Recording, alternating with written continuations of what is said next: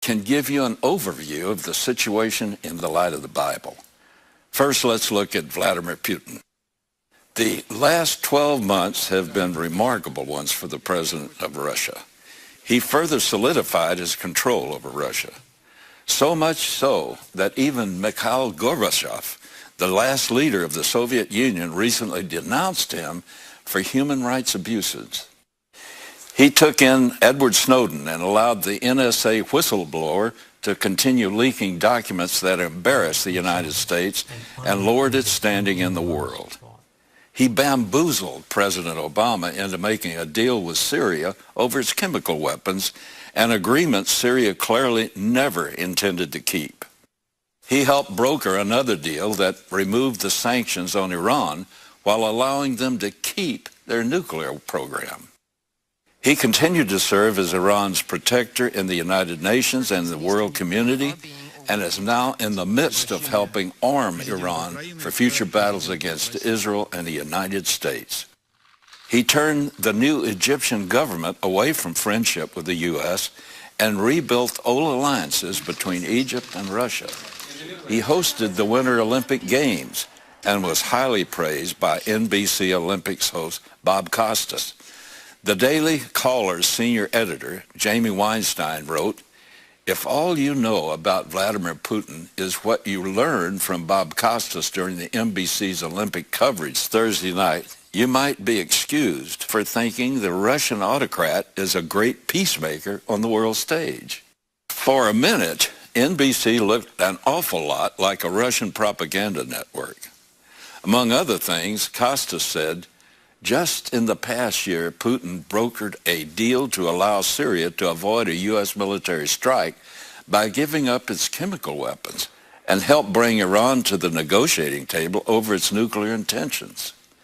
Costas failed to mention that in both of those cases, Putin's real success was his ability to outmaneuver a slow-footed and naive U.S. administration.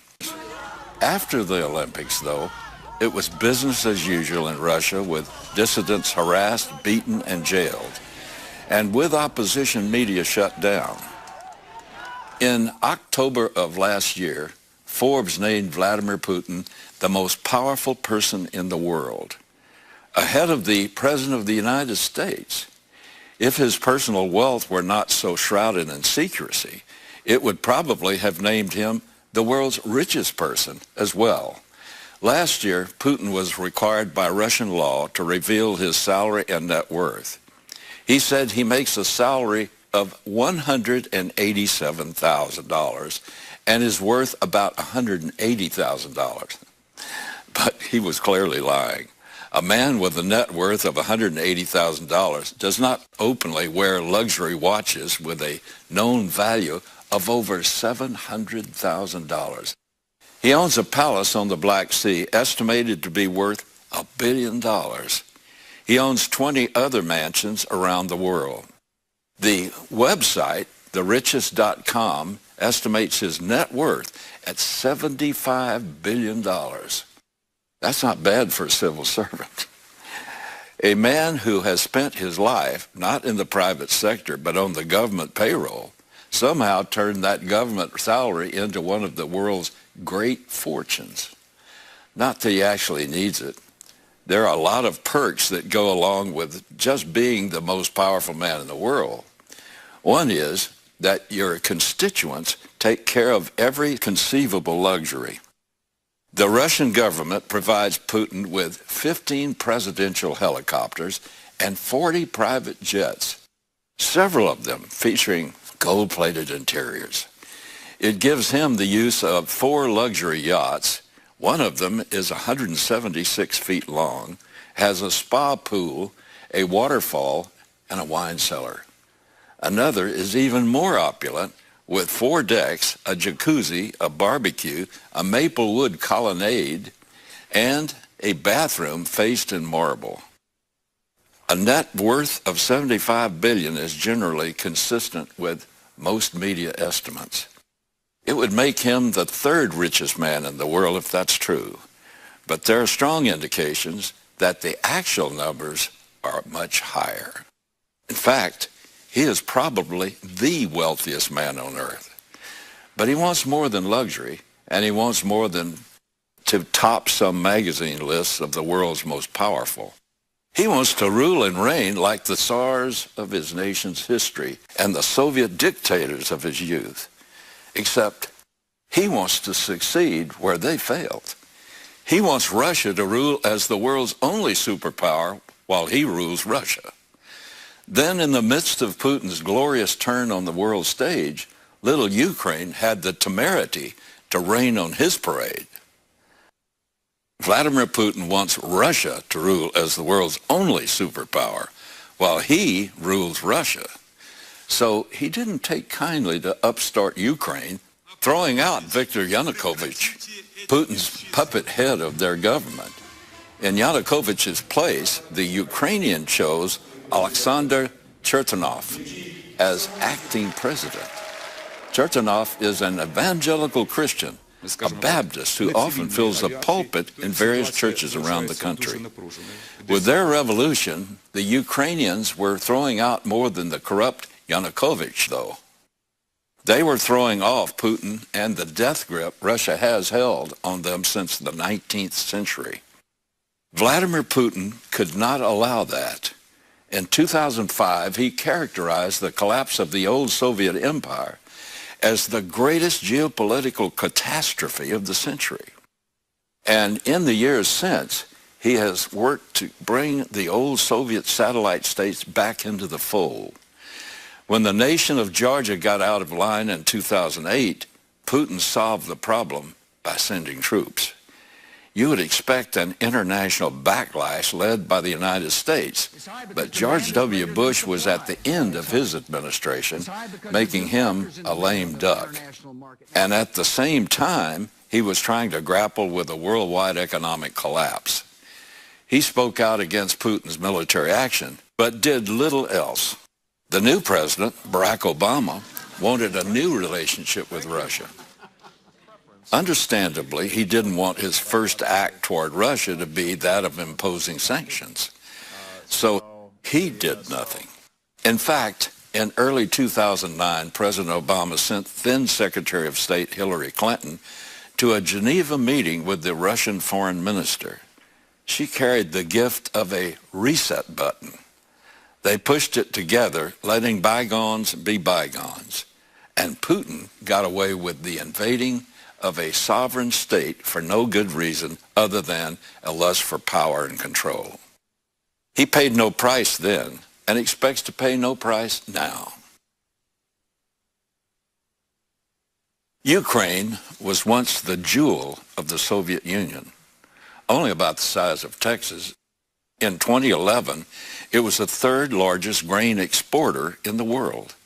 Its fertile land has long made it a prize for conquering powers. But it is with Russia that Ukraine seems most completely linked. At the end of the first millennia AD, the areas now known as Ukraine and Western Russia formed a single nation, one of the most powerful in the world of that time, Kievan Rus. Russia conquered and annexed Ukraine several times over the centuries. 17% of the Ukrainians are ethnic Russians. 24% speak Russian as their primary language.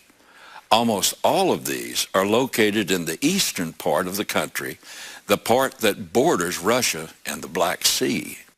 Ukrainian life under Soviet rule was especially severe. One of Joseph Stalin's man-made famines killed at least 10 million Ukrainians. The Russians built a nuclear power plant in the Ukrainian city of Chernobyl. I'm sure you know how that turned out. The worst nuclear accident in history. Ukraine declared independence in 1991 when the Soviet Union fell apart. But the pull of Russia remained strong. Russia is their largest trading partner. They depend almost entirely on Russia for energy. But Ukraine is just as important to Putin. Russia's critical natural gas pipelines in Europe run through Ukraine. Mostly landlocked, much of Russian history is built around the quest to secure warm water ports. That is, ports that do not freeze over in the winter.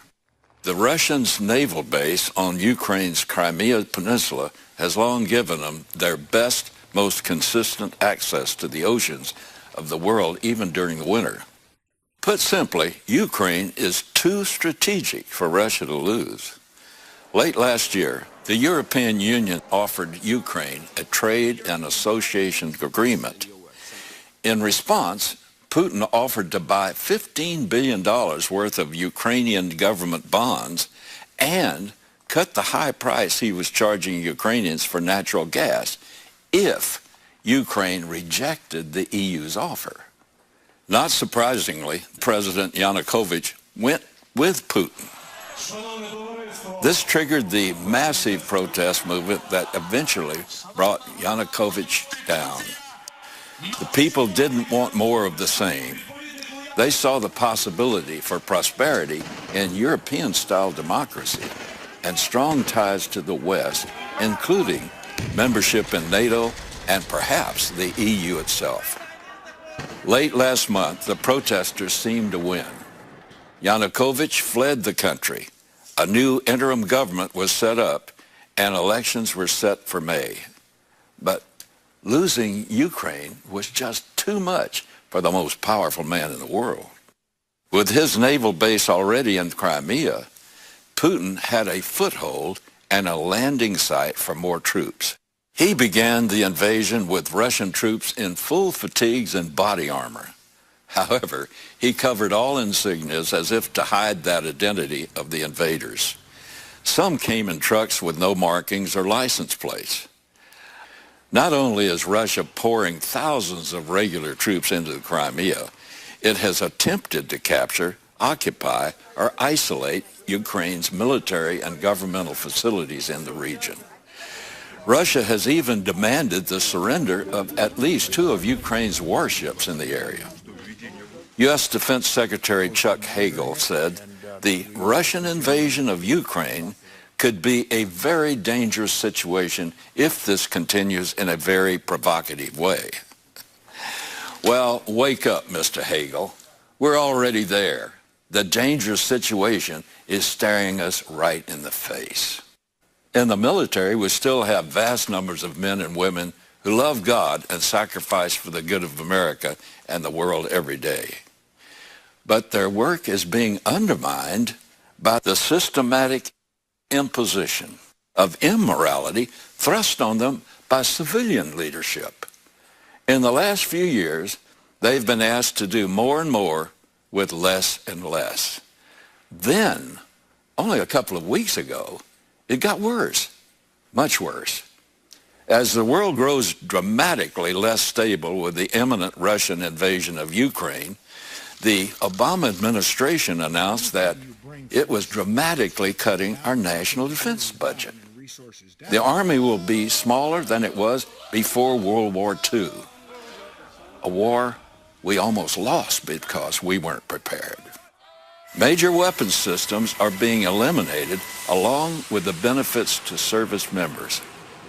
Just when we need to be at our strongest, we've chosen to become our weakest. When Ukraine declared its independence following the fall of the Soviet Union, it had the 3rd largest nuclear weapons arsenal on the planet. But because the United States and the United Kingdom and Russia signed a treaty guaranteeing the sanctity of its borders, Ukraine gave up that nuclear arsenal. Apparently, they trusted the wrong people. Russia has now broken that treaty, and the United States and the United Kingdom are too weak to enforce it.